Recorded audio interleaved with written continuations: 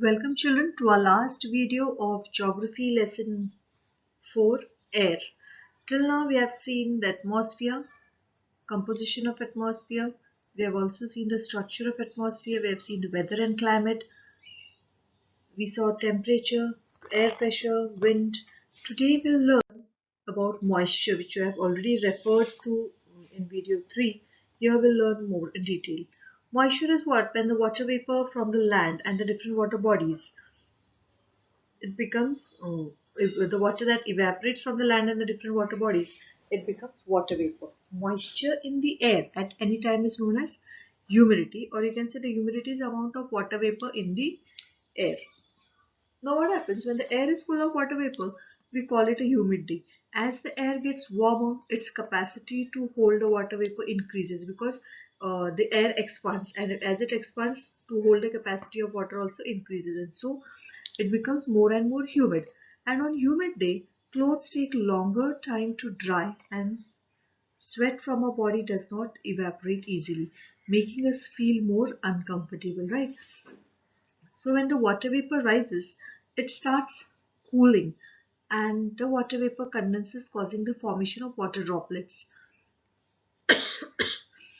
Clouds are just masses of such water droplets. When these droplets of water become too heavy to float in the air, then they come down in the form of precipitation. And that's what we are going to learn three types of precipitations here. Like precipitation that comes down to the earth in liquid form is called rain. Most of the groundwater comes from the rainwater. Plants help preserve water.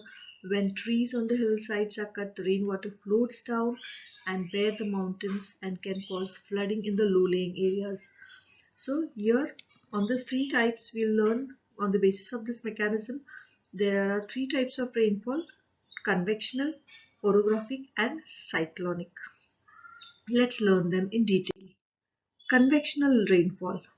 You see the convectional rainfall? The portion of the earth at a particular place becomes or gets heated than the surrounding.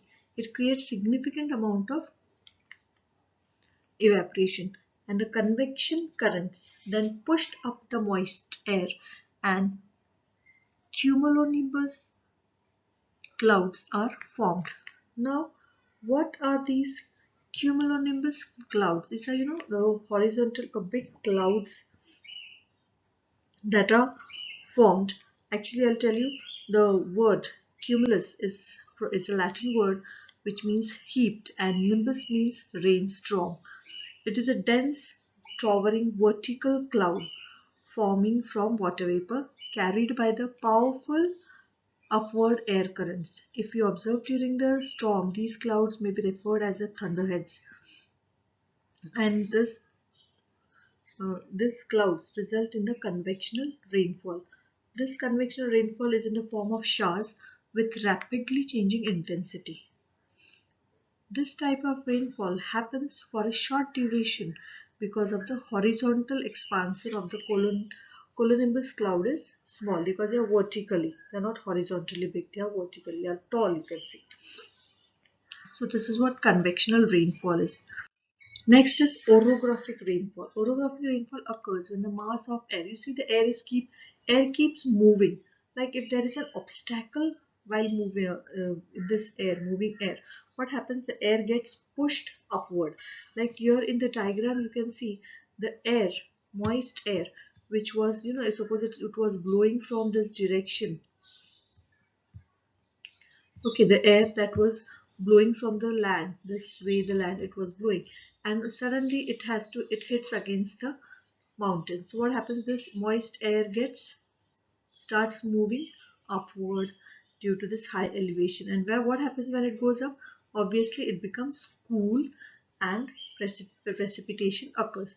Now, where this precipitation occurs, it occurs only on this side of the mountain, whereas this side of the mountain it would be no rain, and it is called rain shadow area.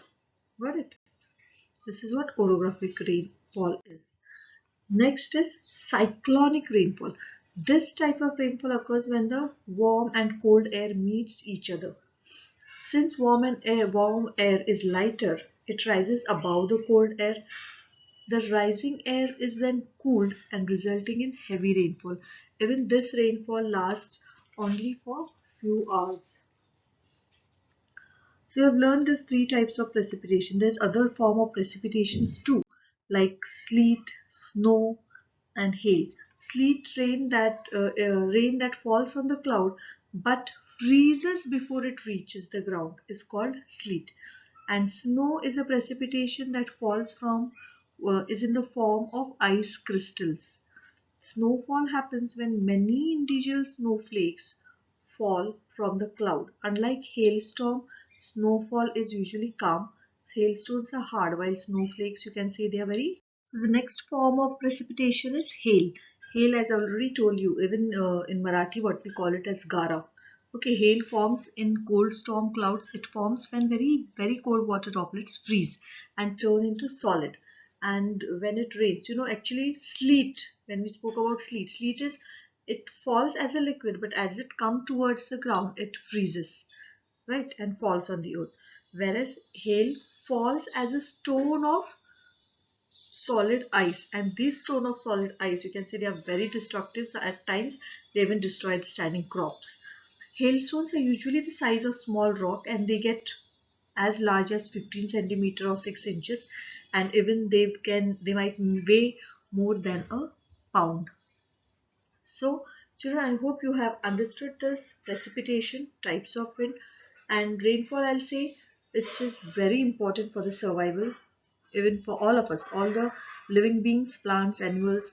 It brings fresh water to the earth's surface. If rainfall is less, water scarcity and drought occurs. On the other hand, if it is more, like this year it happened, it is, the heavy rainfall, and most of the places in the northern part, there were floods, which again, disturbs the daily life, daily routine of the life, and the people lose their properties and all. So rain is good, but only if it rains as much we want, but it is not in our hand. It is nature, obviously,